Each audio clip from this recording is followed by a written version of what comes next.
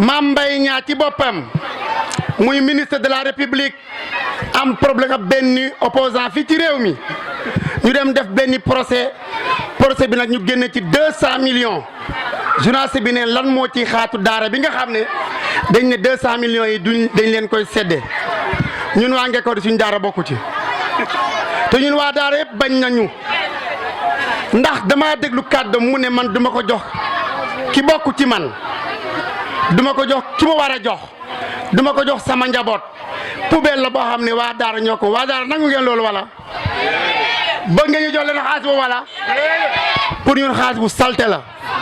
xaalis bu salte dañ ko jox ñu salte ñi nga xam ne ñoo jiinanti sàcc millions détourné milliards ñoom na yem seen biir ñun waa daara alxuraan lañu xam suñu faatiha gi mooy suñu milliard suñu xul allahu ahad bi mooy suñu avion